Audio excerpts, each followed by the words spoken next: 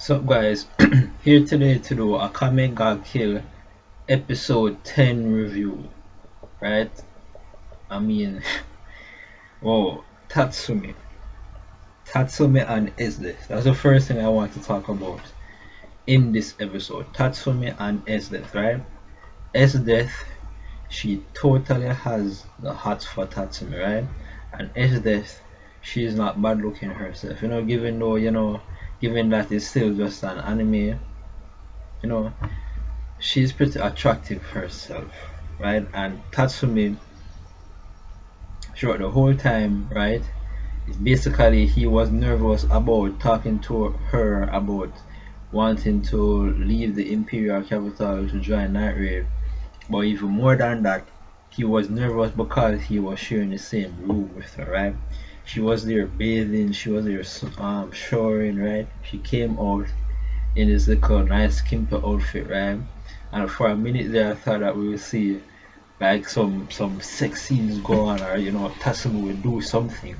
But for the whole time, he was just mainly focused on wanting to tell her to persuade her to, or rather, dispersuade her from being with the Imperial City to join Night Raid. And even when that didn't work out, and they basically decided to put the argument off, he wasn't bad enough to want to even sleep in the same bed with her. He was totally nervous. You know, he didn't have the balls to confront her head on and take things to the next level.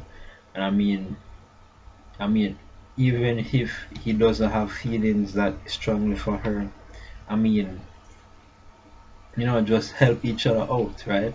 That's all it takes, helping each other out. It's pretty simple.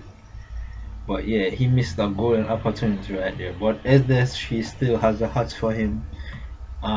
Towards the end of this episode, she said that she would definitely find him and hunt him down and tell him to rejoin her. So, he still has some hopes. He's lucky that, she's still that persistent about him. So that's one thing.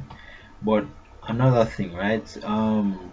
At the beginning of this episode, actually, we get to see the Jaegars, which is Ezra's team. We get to see them display their powers, and it's revealed that they are all Imperial arms users. Even that dude who comes from a seafaring background called Wave, and he seems to be pretty similar to Tatsumi, right?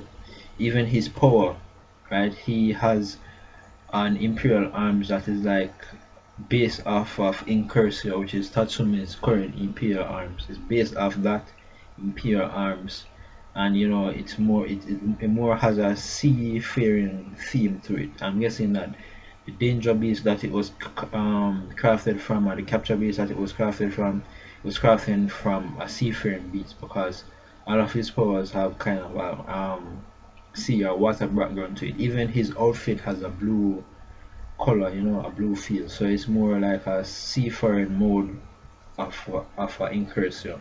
But that dude, he's pretty strong. Tatsumi was trying to run away from him the whole time, but he ended up getting his ass beat. He at the last minute sort of ditched him by turning instantly invisible. He wasn't expecting that, and but he was still so severely injured that he couldn't do shit. He was just laying there on the ground. A danger beast showed up, ready to rip his ass to shreds, but Akame got in and saved him. So the Jaegers, right? They are all strong. They all have Imperial arms. We know that one of them is Kukurome, which is revealed to be Akame's sister. She has some similarities as it's been shown. She likes to eat a lot, just like Akame.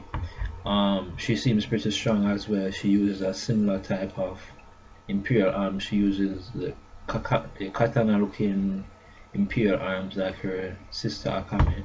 So that's interesting. We already know Sarayu, the girl who killed Shelley. She is part of them as well. Who else? We basically got the basic introduction for everybody. So we know that there are Imperial arms users, and as stated at the end of this episode by Tatsumi, they're about as strong as Night Raid is currently. So if them and Night Raid were to crash, which seems inevitable at this point, it won't be a walk in the park for that area. That's for damn sure. But even so, right, there's also one thing else that I noticed that Dr. looking dude that has the Imperial arms that lets him craft some insanely good stuff because his Imperial arms gives his hands the precision and the preciseness and all of that, right? That Imperial arms user, the Doctor Who, when Esdeath was talking about how they split up and they went their separate ways, I mean, how she wants to go hunting of sorts with Tatsumi to impress him by hunting down a high level danger beast, and Tatsumi and Wave were supposed to go together, and Tatsumi was using that as a plan. He was planning to escape from the very beginning. We see this Doctor Who looking on from the corners, like he suspected something. Did he just have the look of deep suspicion on his face, right? He knew that something was fishy about Tatsumi, so he suspected him. We saw him looking off from the side, and it's revealed later on in this episode after Tatsumi rejoined his group, after he rejoined the Night Raid members, he got found out. This dude even found out where Night Raid's location is. So at the next episode, who knows what's going to happen? Night Raid has been found out. Tatsumi is no longer with Esdeath, but she's giving the order to the Jaeger members that if possible they should just capture him alive because she still has feelings for Tatsumi and all of that.